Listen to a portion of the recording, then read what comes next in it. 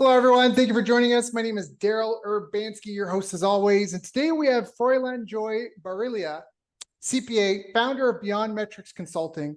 And Froilan is a seasoned financial expert with a passion for enhancing business efficiency.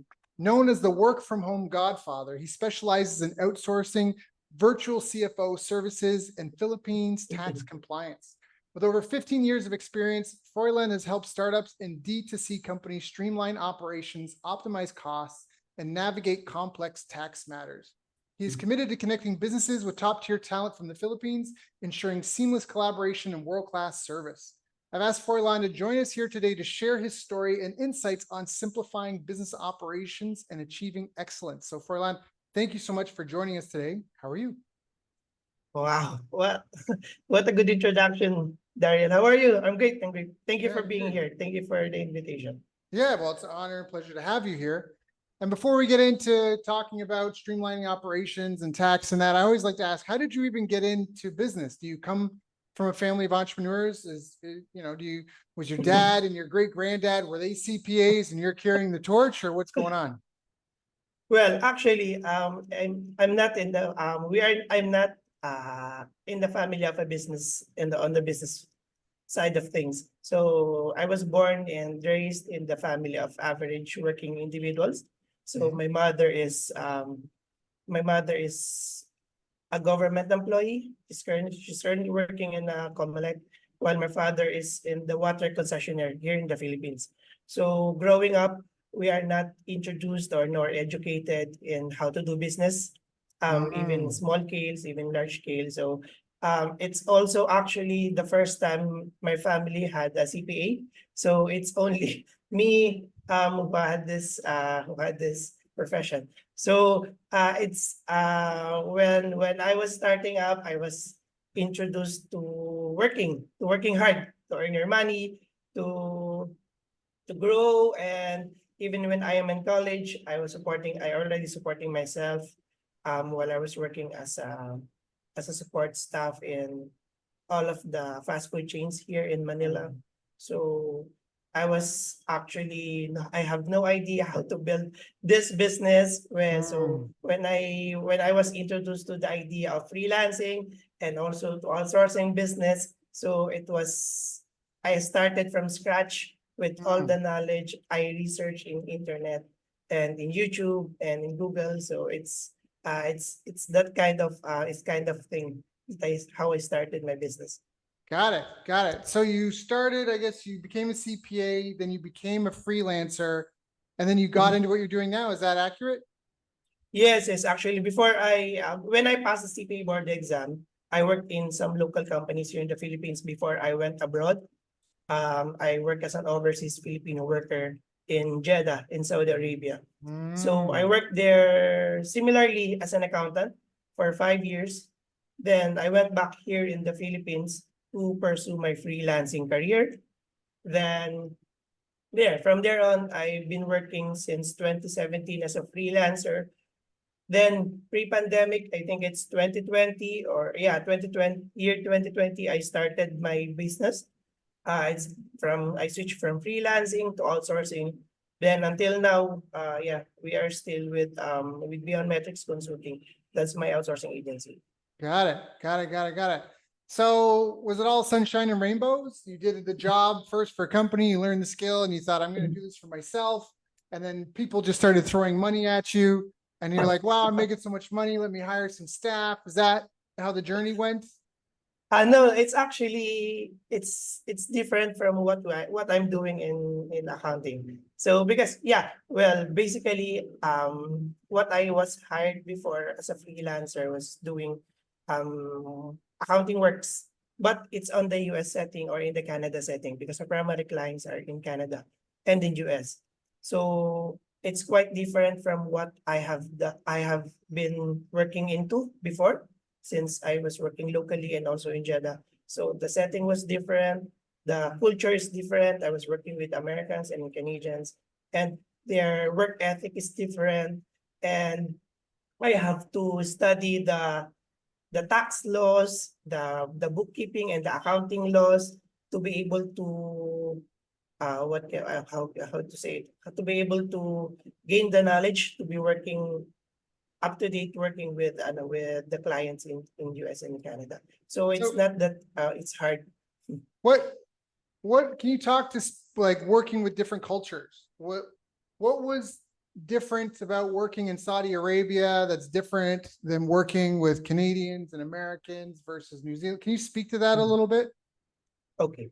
So working with first working with Saudis or with the Middle Eastern people, it's different because they are more relaxed, or they are not more on the strict compliance of accounting, or when they are not the type of people that when you enter the office you have to work 8 o'clock to 5 p.m. No, it's not just that. They are the type of, if you enter to the office 8 a.m., you have to first attend to your prayers or to your other matters before you have to work. Then accounting wise, they have different laws, they have different policies, because in Middle East accounting, you have to follow what do you call this? There is an accounting policy that is related to their Like to their religion. Sharia Yeah, law or Yeah, something? the Sharia. Yes, the Sharia. So you cannot find it in the normal accounting laws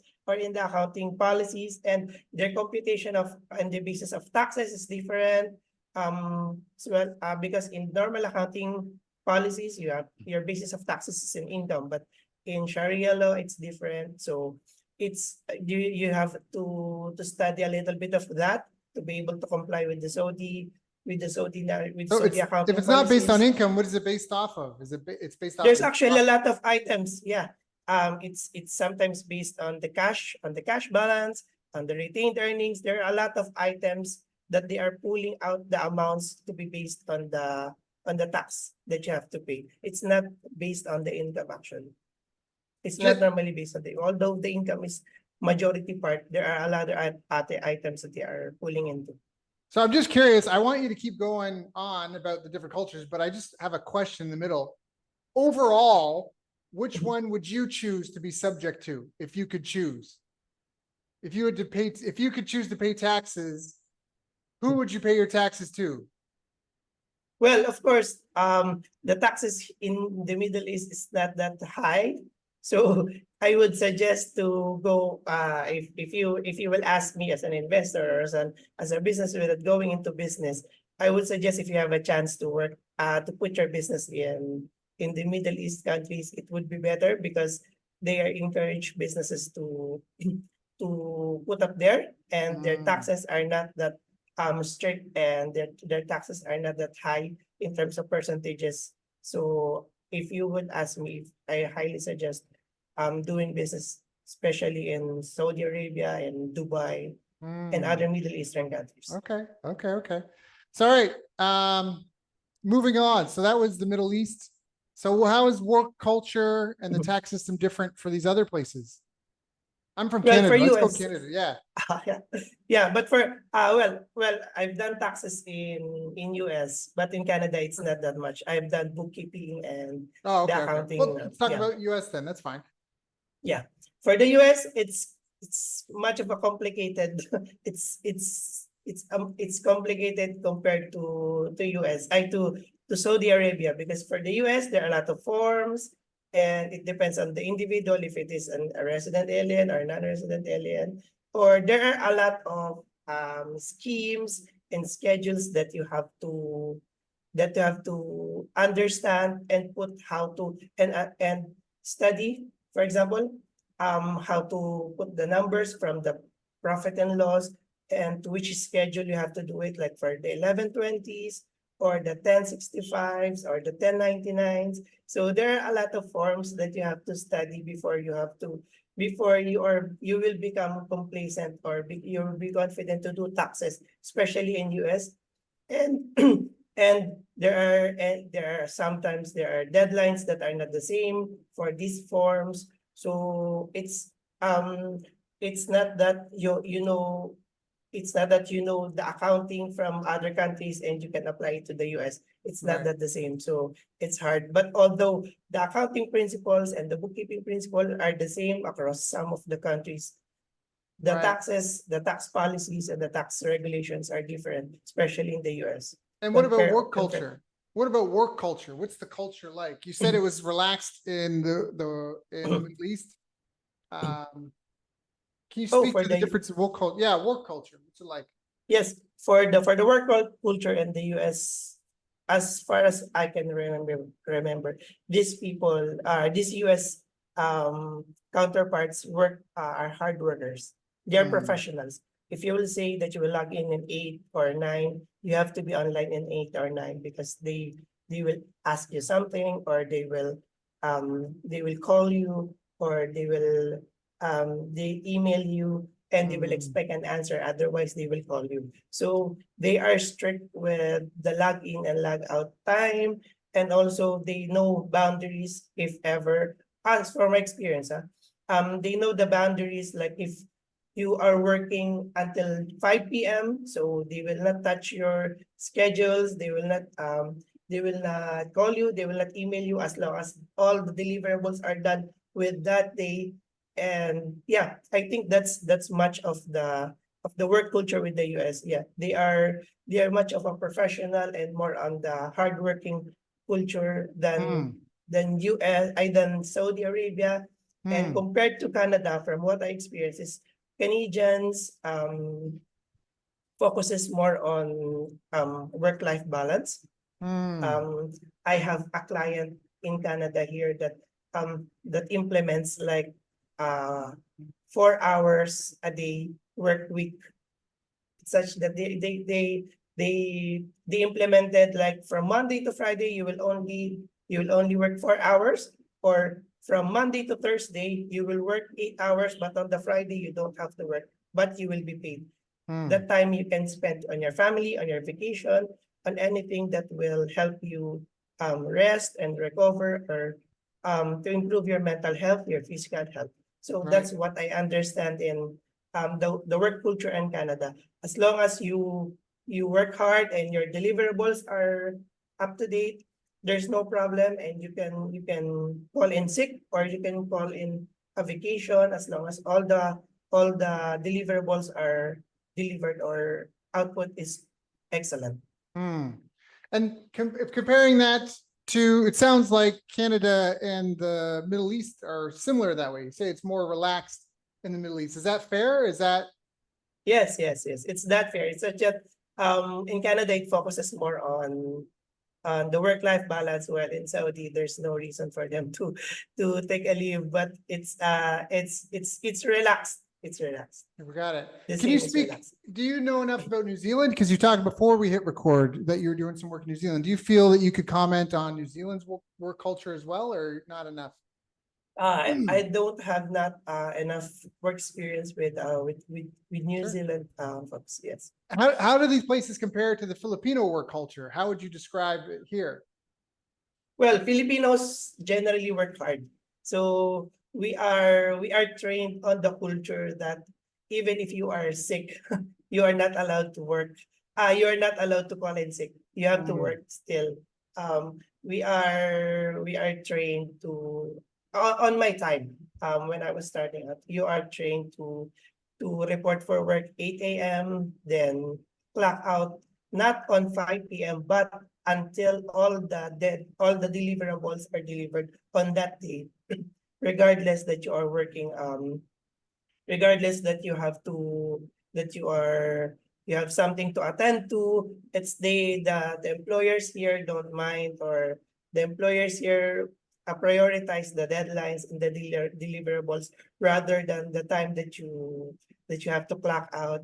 So mm, during my time when I was still working here as a CPA, I've been logging in for my work 8 a.m. sharp, and you have to go back to your home, logging out, I think 1 a.m., 2 a.m. in the mm, morning. Then you have to travel 1 to 2 hours from the office to my location. Then you have to sleep, then wake up, then you have to clock in again at 8 a.m. Then the cycle goes on. That's right. the that's the culture of being a CPA or working an accountant here in my time. But that's what I've experienced. And what's taxes like? What's the tax system like in the Philippines? So working taxes during my time is like it's manual.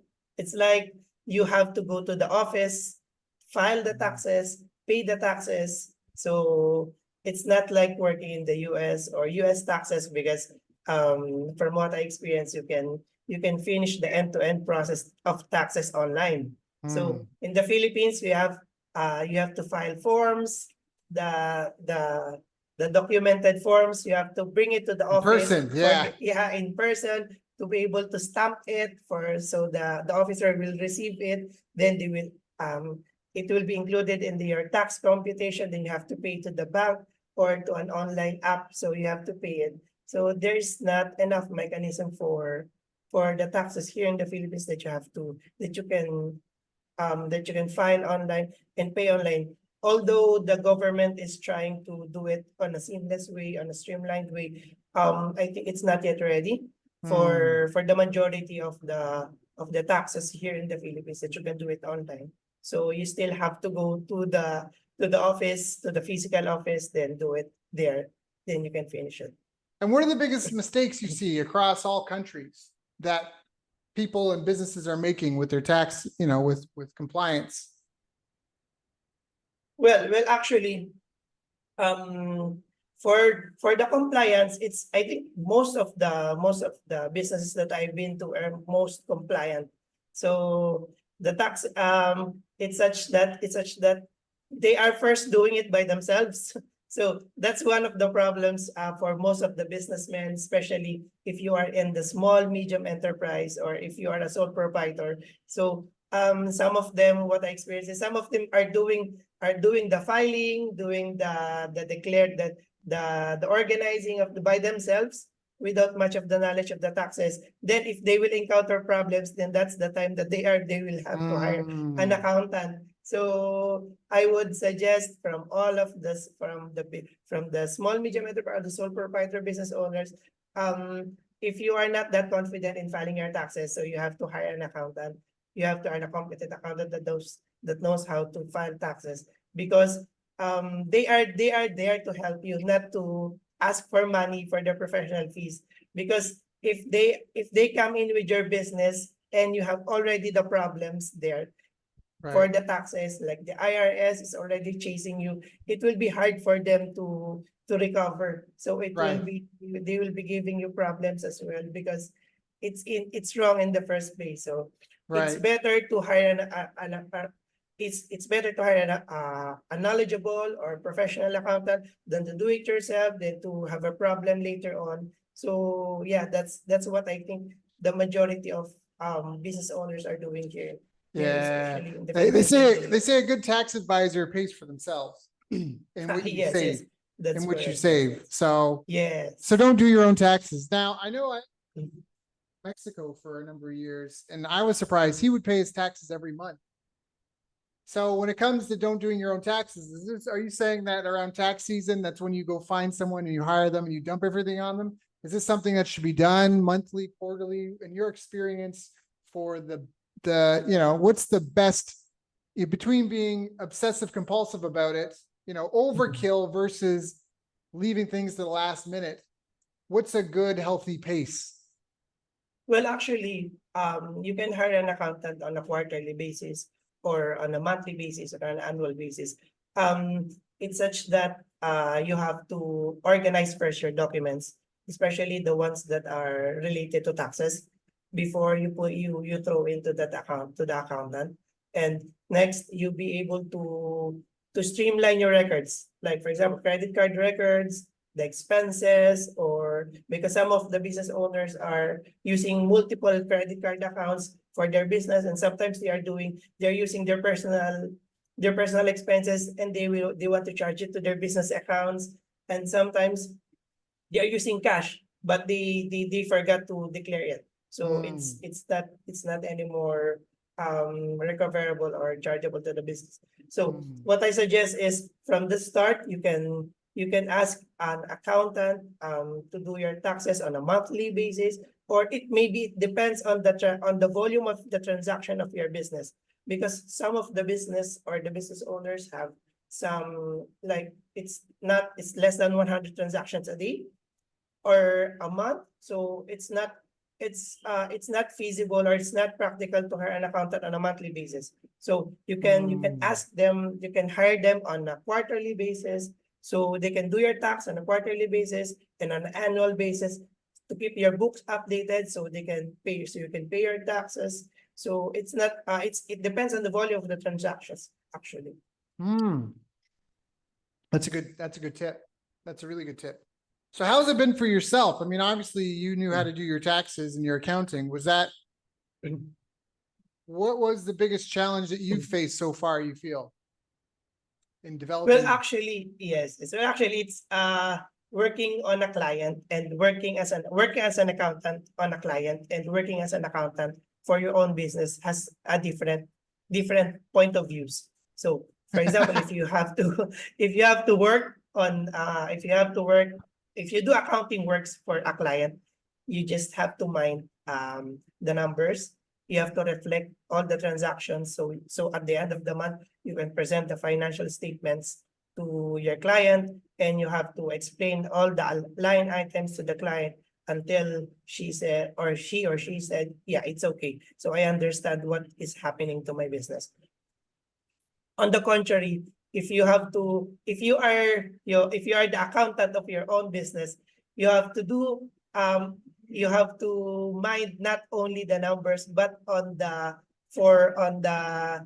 what do you call this? On the projections of those expenses, of those income. You have to dig deeper on the numbers. It's not just oh, I see sales fluctuating from 100,000 to 200,000, 300,000, then back to 100,000. Why is it?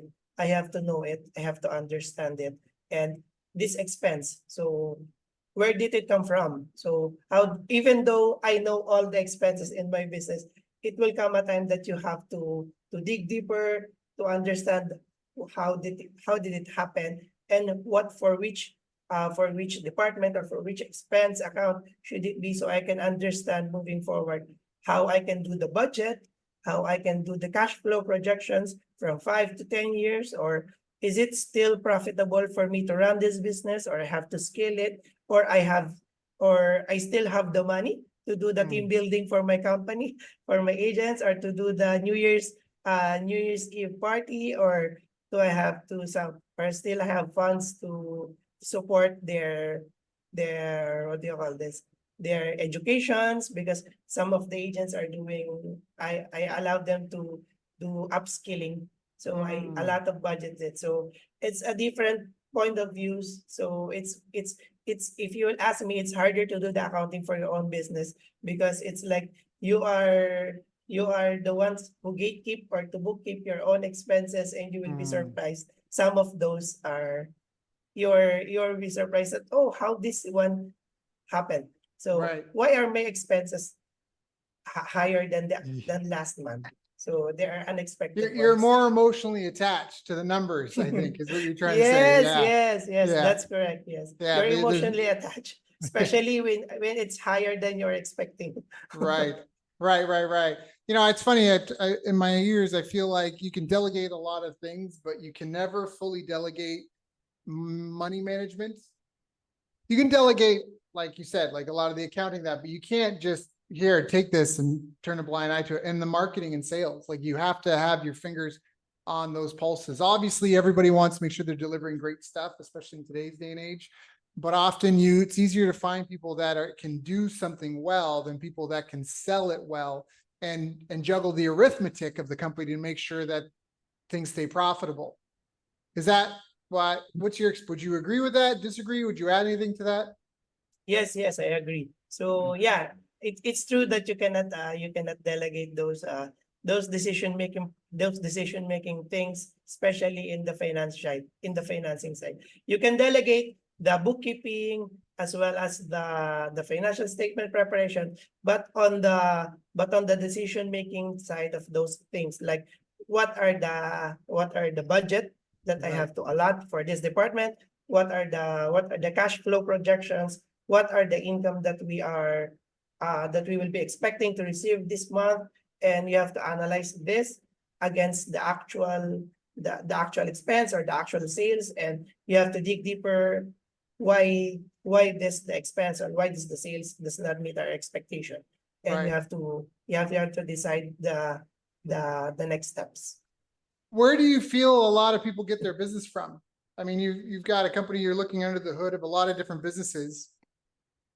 How do you feel a lot of businesses are getting customers? So for my agency, for Beyond Metrics Consulting, our niche customers were in the e-commerce department. So from what I understand in their businesses, the bulk of their budget as well as the bulk of their clients are coming from the online sales. So But they where? are That's such a wide, I mean, e-commerce, the whole e-commerce is an online store. So that's a bit of an oxymoron. The online stores are getting all their sales online. Well, where? yes. Well, actually, on the social media marketing side. So they are doing from what I have seen, they spend thousands per day in Facebook ads and also in email marketing. And from what they are starting also doing the TikTok ads. So they are lacking budget. So from most of my clients, actually, they don't have physical stores. They only Right. have online stores, and Right. they ship it from their warehouses. So Right. from what I understand, the trend that they are doing now is they are already building their physical stores, especially in Canada. I have a client that they started pre-pandemic. They only have stores in online stores, but now they plan to put up physical stores. I think 50 in the next 2 years, only in Canada and in US. So that's their expansions. That's their part of their expansion plan, as well as they are taking up other markets like in France and Germany. So every time they started, they are starting to reach these markets. They planning to start online stores, but once they penetrated the market, they are putting up the retail stores in that locations.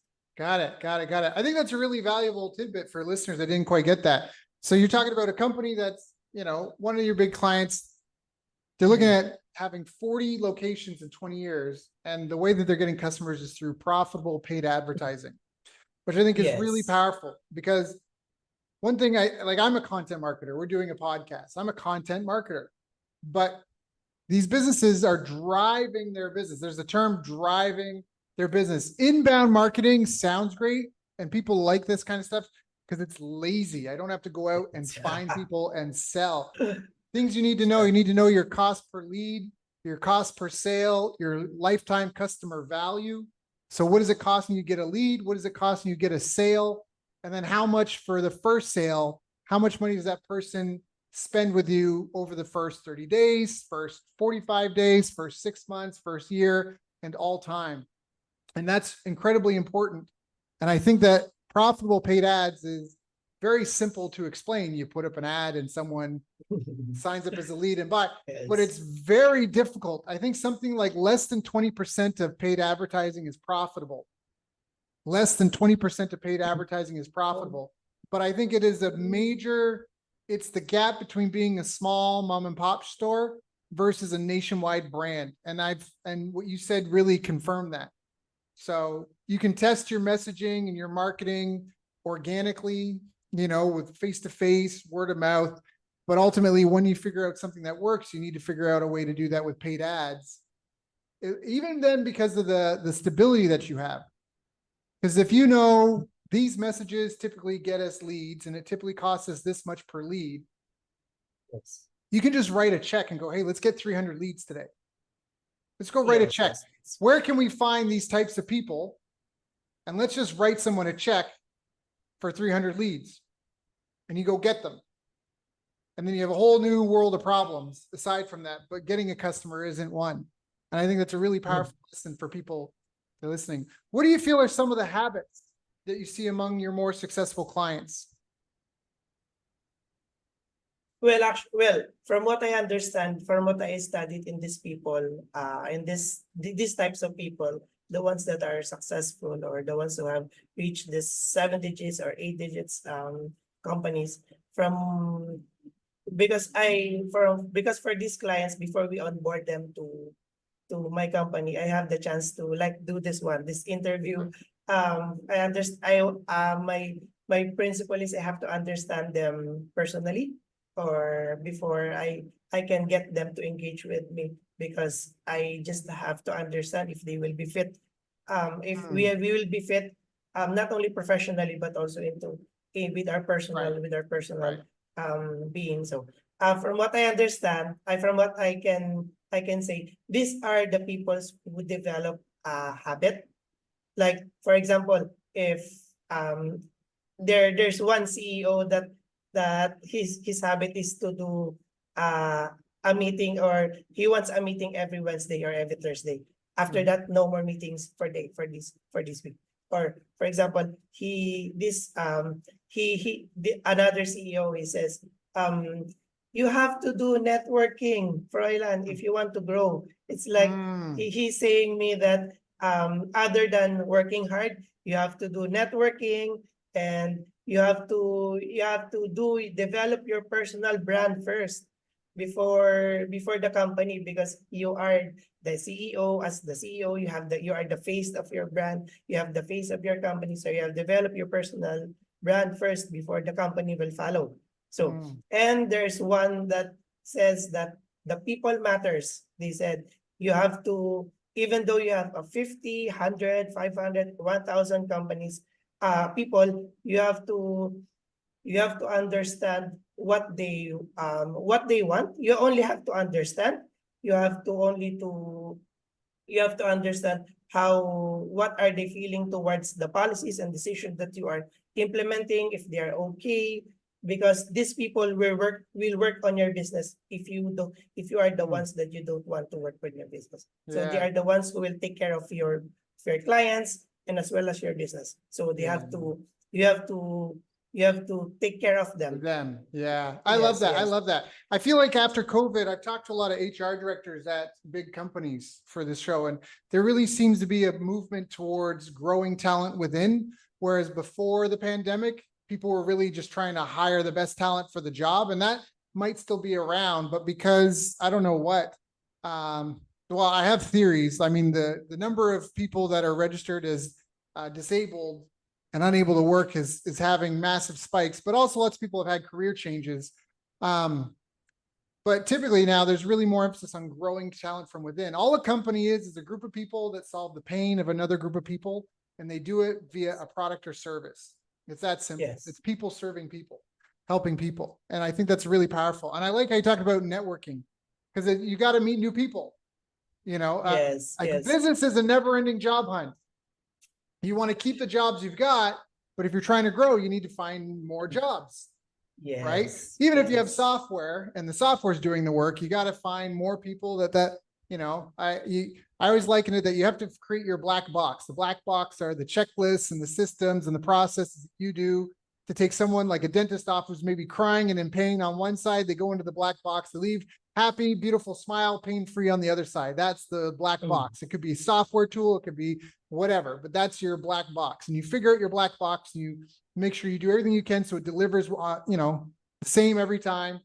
And then your goal is to help as many people as you can. And so then your goal becomes to find as many people as you can put into your black box as possible. So you can try to save the world, do your part to save the world, so to speak. And so I think those are really good tips.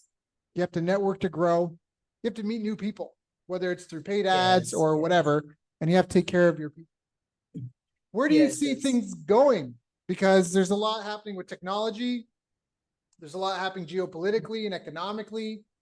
People are, currencies, financial system, it's kind of precarious. A lot of money printing. Where do you see things going in 5-10 years? Well, actually, on the outsourcing side of the business, I can see that the AI will be playing a big part of the technology that the outsourcing agency will be using.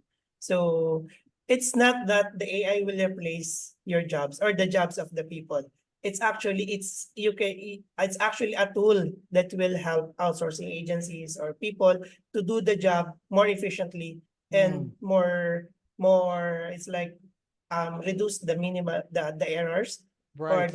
or minimize the errors. It's such that it's a wrong notion that that AI will take jobs. So Yeah. it's like you have to. So in biometrics consulting, I've been introducing AI to my admin team, to my people. So they have I bought some of the courses or online courses that they have that they can study for AIs, like how to prompt engineering in ChatGPT, Midjourney, and other stuff that they can offer to the client as a service without anything, without any additional asking price. So So how is AI impacting the finance world, accounting and bookkeeping? I think I saw some of there are agencies that offers AI for bookkeeping. There are companies that uses AI, like this you will feed those numbers to an AI. To I think they developed an AI that you will feed those financials, those numbers to that AI, then they will study, then the AI will predict. For example, if you enter a transaction, they will already know what is it for, like Mm, that, when studying those past financials. But mm, still, there's still a human intervention for that. A bookkeeper is intervention for that too, so they can check properly the right, amounts. But right. yeah, from what I'm seeing, I think it started, I think it's on the pandemic period until now. They are emerging companies that uses AI to use this financial modeling, and also they use it for bulk transactions to be able to analyze this transaction, then to be used for reporting purposes, especially the ones with a larger volume of transaction. So it will Mm, be easier for them to use this data for be able to model a financial statement, or mm, whichever they will be used to decision making. right. So that's from what I remember, from what I can see. Yeah, yeah. I agree with you that AI is just a tool. Originally they said that farmers were going to be replaced when the tractor came out. And the tractors do help. You don't need as many people, but like you said, they're more efficient, less mistakes. And then even with accounting, they said that we wouldn't need accountants because calculators came out. And so you don't need them to do the math, but we still need bookkeepers, accountants. And then they said they were going to be replaced when spreadsheets came out, because you could just have a simple sheet with all these formulas, and now you don't need humans. But at the end of the day, machines can't be held accountable. So therefore, Yes. machines can only ever be a tool of a human that is held accountable. And I think that that's a powerful differentiation, no matter how good they get. Unless we, as a species, want to roll over and die, we're always going to want to drive the bus. And that means be in control of the tool. And I think even now we're cyborgs. We're using software and all sorts of technology right now so we can talk to each other from opposite sides of the country. And Yes. so I think that's a really, really powerful insight. What are some of the skills? Well, I guess you already talked about that with AI. Are there any other skills or behaviors that you believe are important for your staff to improve and develop beyond just getting comfortable with AI? Well, basically, if in beyond metrics consulting, when whichever skills that they are offering to our clients, be it social media marketing, email marketing, or bookkeeping, I always encourage them to study or to learn customer service, because that's the Mm, core of what an outsourcing agency is. So it's not actually you have to learn how to do chat support or voice calls or non-voice call. It's such that I want them to learn how to the correct email etiquette, how to manage, how to speak with the client in the proper way, or in a respectful way, or in a customer service way, because it's important. We are on the outsourcing agency industry, and we have the core of our income, or they pay us to do the service, but beyond that, you have also to know how to deal with people. It's not just you do bookkeeping. Oh, I only do bookkeeping, but aside from that, you have to do also to customer service, because you will mm, dealing with clients, you will dealing with customers, you will dealing with an accounting team, with an admin team. So these are all people with different with different ranks, with different cultures, and with different mindsets. So you have to learn customer service. So you can deal with them outside from those bookkeeping tasks that you are doing. That's a primary thing that I want them to learn. Yeah, that's powerful. I think that's important. But again, because at the end of the day, we're people taking care of people. Yes, So, yes, that's correct. yeah, Yes. that makes you have to be good at what you do. All things considered equal, people prefer to do business with their friends. All things considered less equal, people still prefer to do business with their friends. So I think that human touch is a big part of that. Froilan, this has been a great interview. Is there anything I haven't asked you so far that I should have asked you? Yeah, I think we tackled everything or that Yeah. I expected. Yes, yes, I'm good. Yes. Thank If you for people this one. Yeah, if people have questions, if they want to contact you, they want to learn more, maybe they want to talk about outsourcing and your fractional CFO services, what are the best ways for them to get in touch? Oh, you can find me on LinkedIn. You can search Froilan Barila or Beyond Matrix Consulting in LinkedIn, also in Facebook, and also in Instagram. So we have our social media accounts. You can search Froilan Barila or Beyond Matrix Consulting. So you can reach out to us. So that's Froilan, Froilan, Barila, Barila, and it's Beyond Yes. Metrics Consulting. So if you just search Yes. for Froilan Barila, Froilan, Barila, Beyond Metrics Consulting. I believe your website also is beyondmetrics.ph. Is that, Yes. yeah. Yes. You can also Yes, check out that's his website, Beyond Metrics, that's plural, .ph. metrics.ph. Get in touch, give him a call.